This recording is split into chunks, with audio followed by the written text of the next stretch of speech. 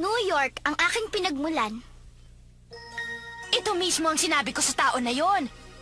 Makinig ka nga mabuti sa akin na dapat payagan na yon ng habang buhay. Ay, sandali. Tingnan mo yung batang yon. Sino ba yon? Eh, mukhang bago lang siya dito eh. Tignan mo ang kanyang suot. Ako, ang yaman siguro niya, ano? Kung gano'n, naalis ka na ngayong linggo. Oo. Nasaan na po ako? Hindi mo ba alam kung nasaan ka? Nandito ka na sa New York, saan pa?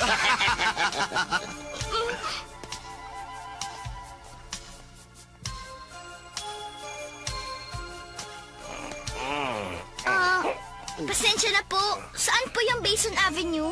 Tumahimik ka! Oh, Pare, huwag mo nang pansinin ng batang yan. Uminom tayo. Ay,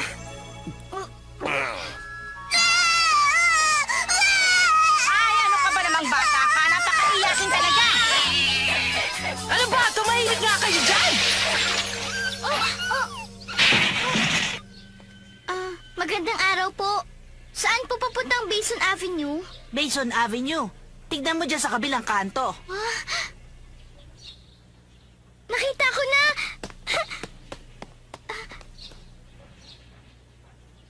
Basin Avenue!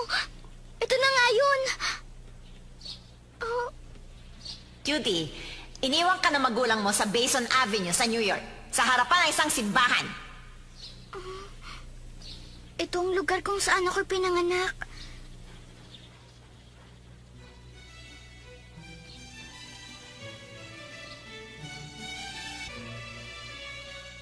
Ito na nga yung lugar kung saan ako pinanganak.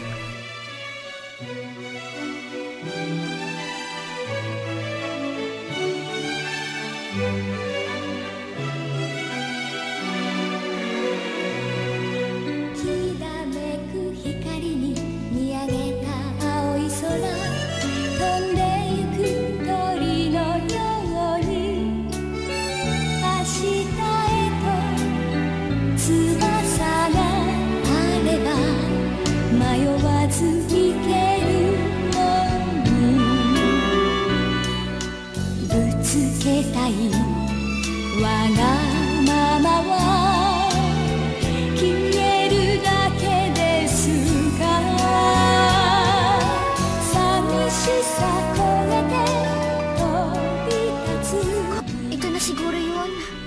Ito na siguro yung simbahan. Dito nga siguro ako iniwan ng magulang ko. Pero, bakit?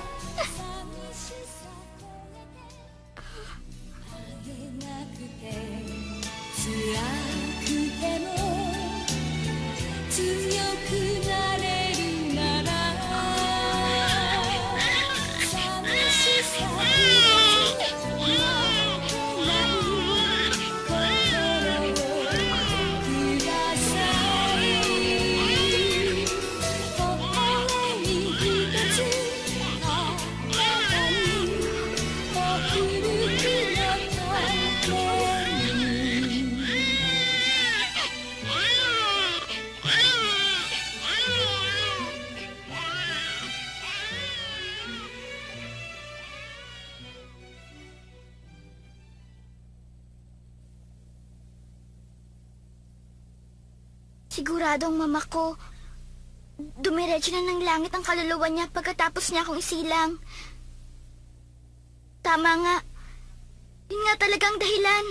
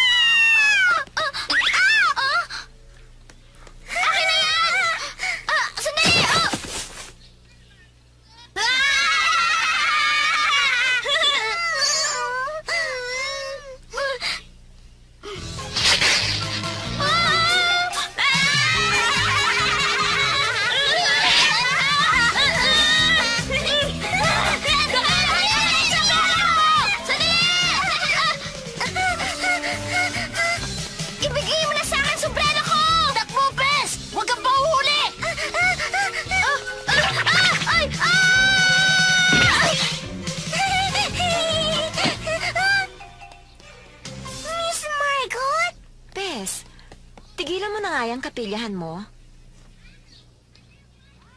Oh, Sige na, ibalik mo na yung sombrero niya. eto oh. Tess, may nakalimutan ka yata. Pasensya ka na!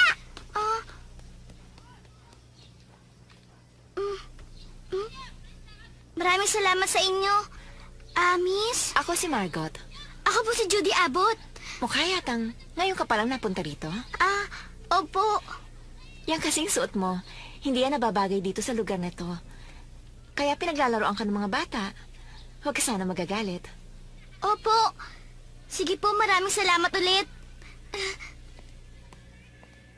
Teka sandali.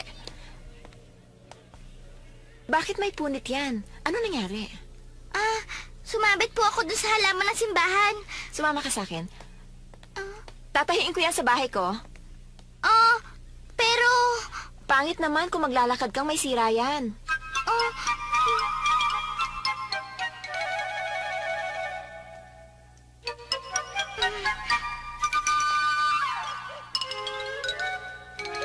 Sa panglimang palapag ako, Ikaw pala yan, Margot. Aba, may bisita ka pala. oo, ang batang ito, pinaglaruan siya dyan sa labas. Ganun ba? At isa sa mga yon ay walang iba kundi si Pes. Ano sinabi mo? Ginawa yan ng anak ko. Pasensya ka na, Iha, sa anak ko sa ginawa niya sa palda mo. Ayos lang po yun, madam. Huwag niyo pong alalahanin. Salamat sa Diyos at nandito si Belia. Sa totoo lang, para sabihin ko sa'yo, hindi naman ako marunong manahi eh. Hindi ako marunong manahi at magluto. Ano ka ba naman? Dapat nga mahiya ka dahil wala kang alam gawin sa bahay. Huwag kang mahiya, kumain ka ng biskwit. Opo, marami pong salamat. Wow, mukha nga masarap lahat. Alam mo ba, si Belia din ang gumawa niyan. Tignan na po natin.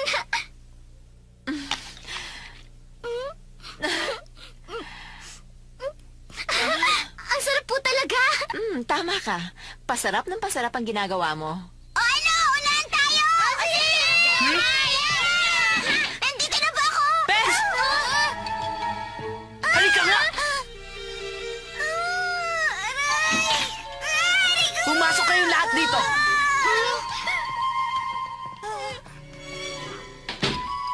Ano mga bata? May kasalanan kayo at alam nyo na ang mangyayari. Tumalikod kayong lahat. Ano pong gagawin nyo? Salbay kayo! Yan ang dapat sa inyo! Ang sakit nun!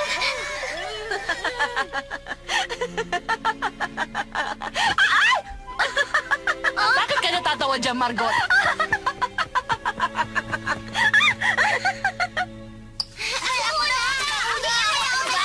Dahan-dahan lang, huwag kayong magtulakan. Lahat naman kayo makakapaghugas eh. Nasaan si Pes?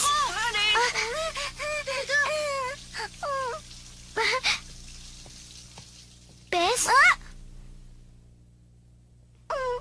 Sige, isuot mo muna to. Pwede po ba? Oo.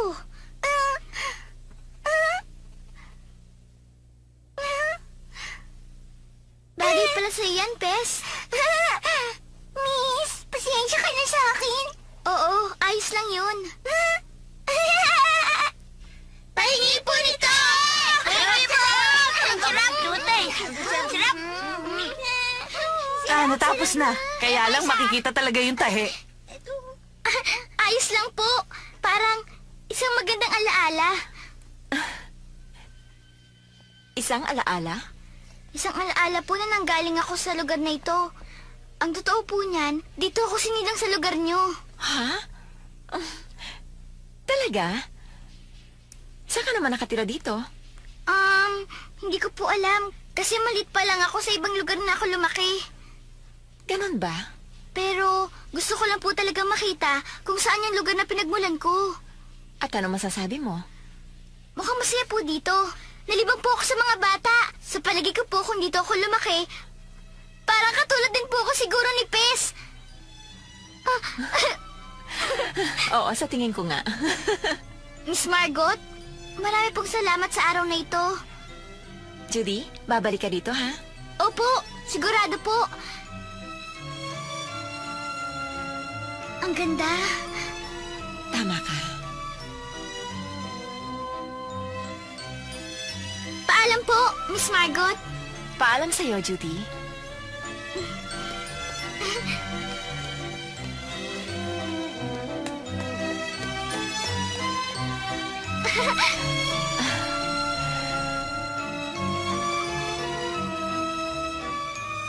Judy, pagpalain ka ng Panginoon.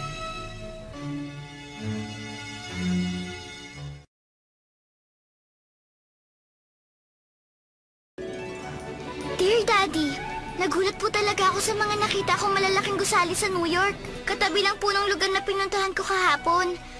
Ang isa pong napakagandang tindahan na tulad nito. Ha? Bumili rin po si Julia ng napakaraming sombrero na parang baliwala lang sa kanya kahit magkano pang mga yun. Dali na, alis na tayo.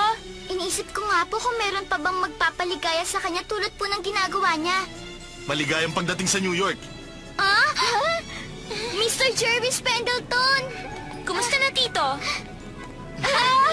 Ang ganda ng bulaklak! Sige na, sumakay na kayong tatlo. Kakain muna tayo sa labas.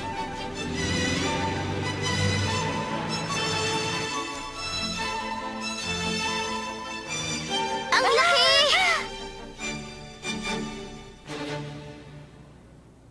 Ang pinakamagandang opelya sa panahon natin ngayon, Margot Foster. Napakaganda niya talagang aktres.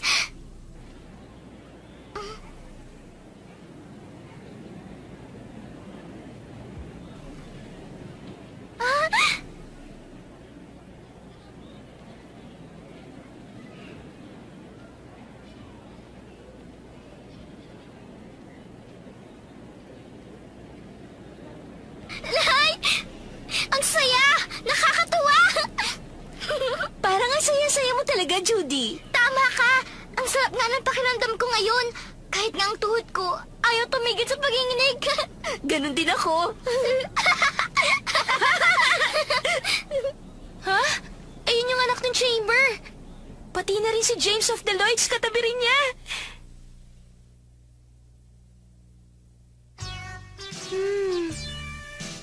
Tito Jervis, engaged na po ba silang dalawa ngayon, ha?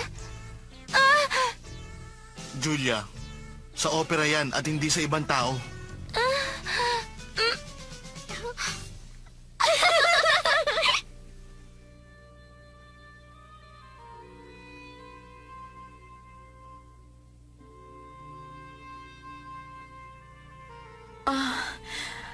Ano ba itong isang maharlikang pag-iisip na narito ngayon sa harapan? Hindi ko na alam ang gagawin ko.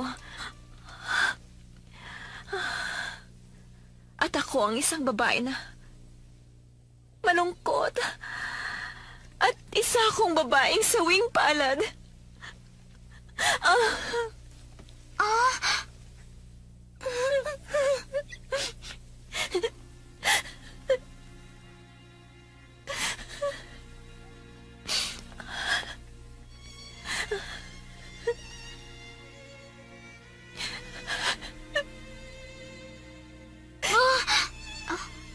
Ngayon, tignan mo ang pinakadakilang dahilan. Tulad ng magandang pagtunog ng kampana na para sa oras at pagmamalupit, ay hindi mapaparisang anyo at katangian ay hinuulan.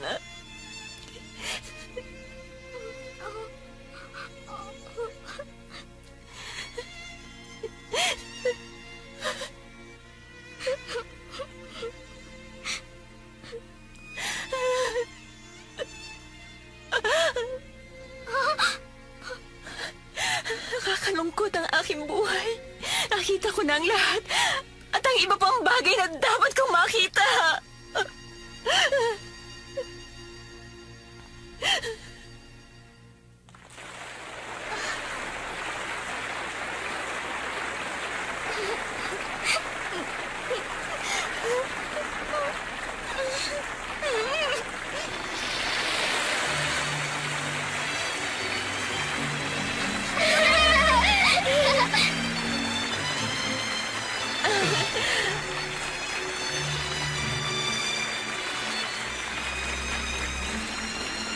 Ngayon, pupunta tayo sa dressing room nila. Ha? Sa dressing room? Siya si Margot Foster. Matagal ko na siyang kaibigan. Ikaw si Ophelia. Ang galing po ng ginawa niyo. Siya pala si Julia. Maraming salamat sa iyo, Julia. At siya naman ang kaklase ni Julia, si Sally. Kumusta po? Natutuwa po ako makilala kayo. Ganon din ako. Sana nagandahan kayo sa play. Opo. Siya nga pala, siya naman si... Kasama ka pala nila, Judy? Talaga, Judy? Magkakilala kayo? Ha? Ay, hindi ako sigurado. Teka, sandali lang.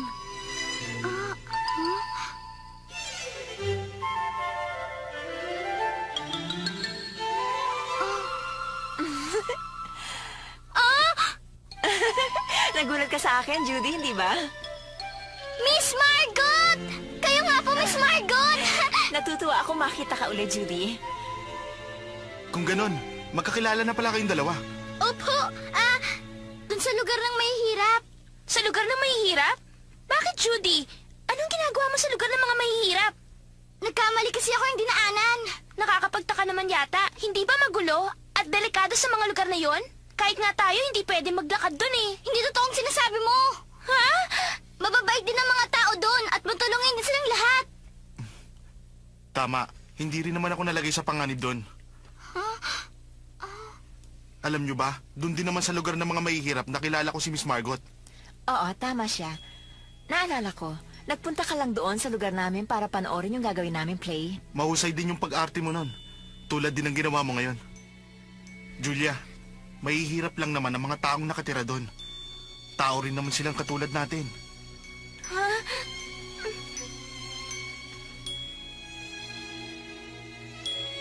Miss Margot, bakit nga pala doon kayo nakatira? Kung bakit ba ako nagtsatsaga doon? Opo. Sa totoo lang, doon kasi ako ipinanganak sa lugar na yon.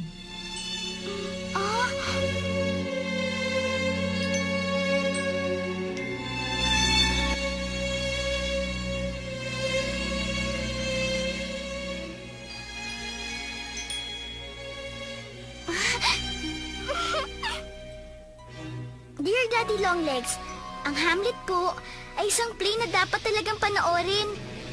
Hindi ko nga po alam kung paano ko yun ikikwento sa inyo. Pero ang pinakamaganda pong nangyari sa akin, yung nakilala ko po yung gumaganap na Ophelia, si Miss Margot po yun. Siya po yung tao na matagumpay bilang aktres, pero ayaw po niyang umalis sa lugar na kinalakihan niya.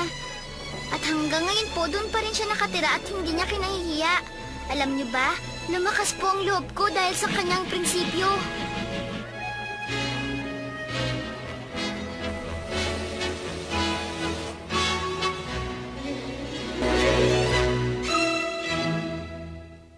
Registered mail mula kay Mr. Griggs? Ano kaya nandito?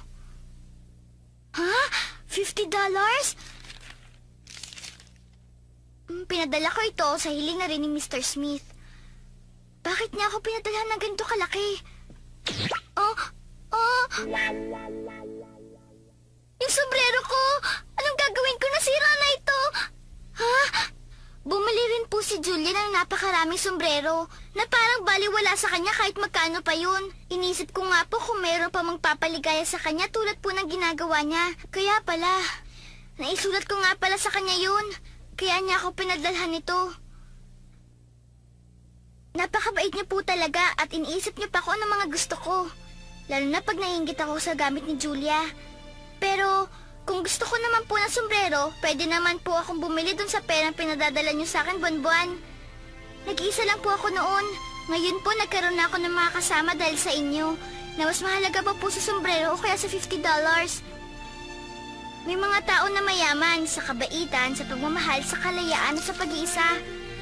Ako na siguro ang pinakaswerteng bata. Salamat po, Daddy. Parang pakiramdam ko, hindi ako nanggaling sa ampunan. Ang sasaya ko po talaga ngayon. Kaya po ayoko naman kayong bigyan ng sama ng loob. Isasauli ko po sa inyo ang perang ito. Mula kay Judy na gustong abutin ang kanyang mga pangarap.